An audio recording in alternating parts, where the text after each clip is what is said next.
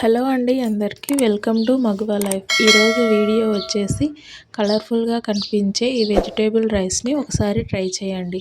సింపుల్గా టేస్టీగా ఎంతో బాగుంటుంది. బిర్యానీ ఫ్లేవర్తో చాలా బాగుంటుంది. ఫస్ట్ స్టవ్ వెలిగించుకోవాలి. స్టవ్ వెలిగించుకున్న తర్వాత దానిలోకి సరిపడా గిన్నె పెట్టుకోవాలి. గిన్నె పెట్టుకున్న తర్వాత 1 టేబుల్ స్పూన్ నెయ్యి వేసుకోవాలి. నెయ్యి అలాగే 2 టేబుల్ స్పూన్ ఆయిల్ కూడా వేసుకున్న తర్వాత రెండు కాస్త వేడెక్కాక మన ఇంట్లో ఏ స్పైసెస్ ఉంటే ఆ స్పైసెస్ యాడ్ చేసుకోండి. ఇక్కడ బగారాకు, జీలకర్ర నా దగ్గర ఉన్నవన్నీ అవైలబుల్లో ఉన్నవన్నీ వేసుకున్నాను. మిరియాలు వేసుకోండి. మిరియాల ఫ్లేవర్ చాలా బాగుంటుంది. అలాగే వెజిటేబుల్స్ కూడా కట్ చేసి వేసుకోవాలి. వేసుకున్న తర్వాత అలాగే పచ్చి బఠానీలను కూడా యాడ్ చేసుకోండి. ఇక్కడ మీ దగ్గర పచ్చి బఠానీలు లేకుంటే స్కిప్ చేయొచ్చు. అలాగే వేసుకున్న తర్వాత కాస్త సాల్ట్ని కూడా వేసుకోండి. సాల్ట్ వేసుకొని ఒకసారి బాగా కలుపుకున్న తర్వాత 2 మినిట్స్ బాగా మగ్గనివ్వాలి. ఇలా మగ్గిన తర్వాత దానిలోకి కరివేపాకును యాడ్ చేసుకోవాలి.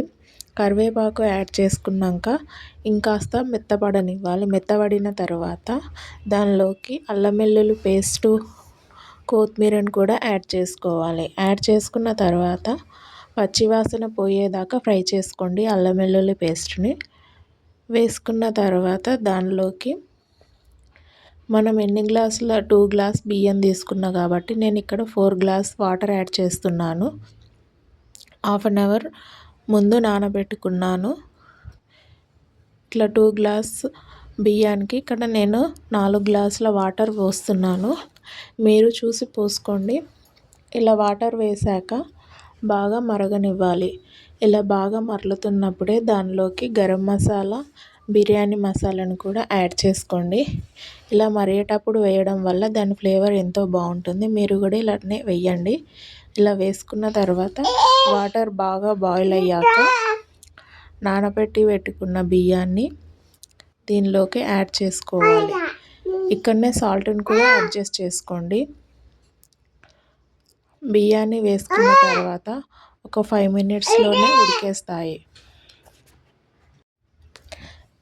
ఇలా ఉడుకుతున్నప్పుడే మనకు దానిలోకి సాల్ట్ను వేటిని అడ్జస్ట్ చేసుకోవాలి. ఇలా బాగా ఉడుకుతున్నప్పుడు వాటర్ సరిపోయిందా లేదా అనేది కూడా చూసుకోవాలి. నాకైతే వాటర్ కన్సిస్టెన్సీ సరిపోయింది. మీకు సరిపోకుంటే అడ్జస్ట్ చేసుకోండి. ఇక్కడనే చూసారుగా ఎలా ఉడికిందో. ఇలా బాగా ఉడికిన తర్వాత దీనిపై మూత పెట్టి దానిపై కాస్త వాటర్ కానీ ఏమన్నా బరువు పెట్టుకోవాలి. ఇలా వాటర్ కానీ ఏదన్నా బరువు పెట్టడం వల్ల పలావ్ అనేది చాలా పొడి పొడిగా వస్తుంది. మీరు కూడా ఇలాగే చేయండి. చూసారుగా ఎంతో బాగుంది. పొడి పొడిగా అంటుకోకుండా ఎంత బాగా వచ్చిందో. మీకు నా వీడియో నచ్చితే సబ్స్క్రైబ్ చేసి ఒక చిన్న లైక్ చేయండి. అలాగే చాలామంది వీడియోలు చూస్తున్నారు కానీ సబ్స్క్రైబ్ చేసుకోవట్లేదు. సబ్స్క్రైబ్ చేసి లైక్ చేసి కామెంట్ చేయండి. సరే, ఉంటాను. బాయ్.